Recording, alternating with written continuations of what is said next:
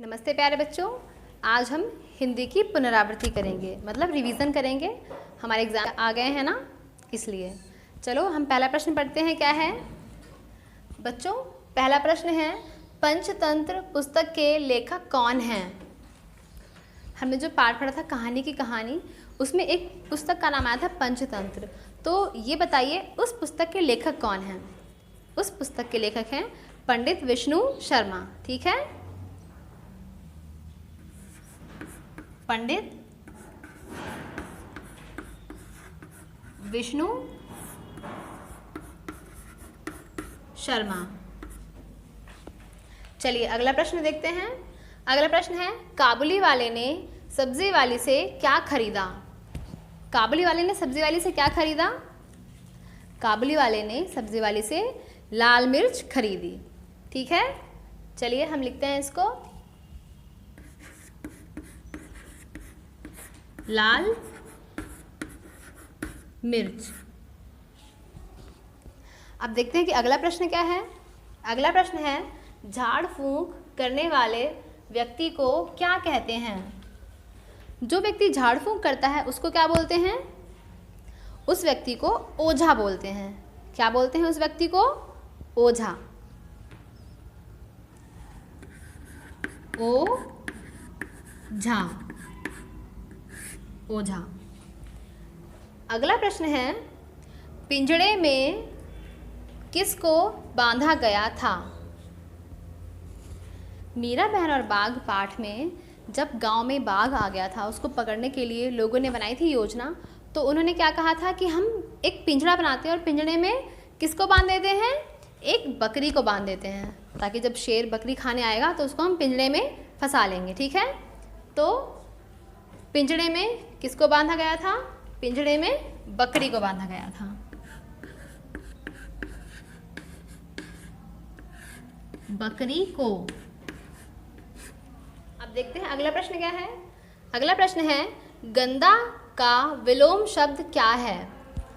एक शब्द है गंदा, इसका विलोम शब्द क्या होगा? मतलब उल्टा अर्थ, कपड़े गंदे हैं, इसका उल्टा क्या हो जाएगा कि कपड़े साफ हैं।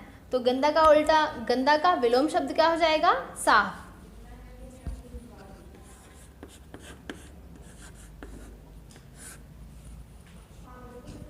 चलो हम कुछ और प्रश्न देखते हैं बच्चों। अगला प्रश्न है, ईर्ष्या शब्द का अर्थ क्या है? ईर्ष्या हमने पढ़ा था कबाऊ वाले पाठ में कि सेठ को अवंती से ईर्ष्या हो गई। तो ईर्ष्या का अर्थ क्या है? ईर्ष्या का अर्थ है जलन। ठीक है,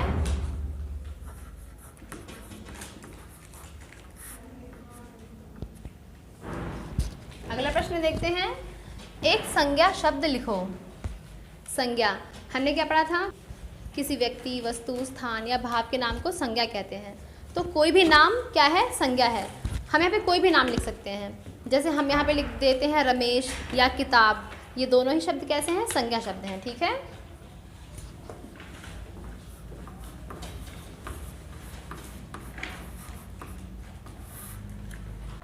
बच्चों अगला प्रश्न है, नाग शब्द का लिंग बदलो लिखो। नाग शब्द का लिंग बदलो क्या हो जाएगा? यस, नागिन हो जाएगा। नाग शब्द का लिंग बदलो है नागिन। अगला प्रश्न है, कुर्सी शब्द का वचन बदलो। वचन बदलो, हमने एक से अनेक किए थे ना कि कोई चीज़ एक है, हमें इसको अनेक में बदलनी है। तो कुर्सी है एक, ज़्यादा कुर्सी हैं तो उनको क्या बोलेंगे? कुर्सियाँ। Very good.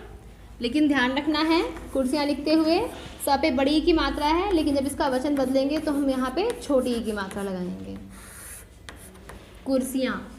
ठीक है, अगला प्रश्न है, शनिवार के 2 दिन बाद कौन सा दिन आता है?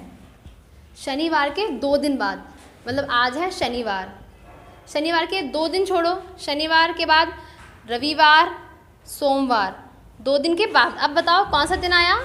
मंगलवार। फिर से बताती हूँ, आज शनिवार है, अब 2 दिन छोड़ने हैं, रविवार, सोमवार, कौन सा दिन आया? मंगलवार। ठीक है,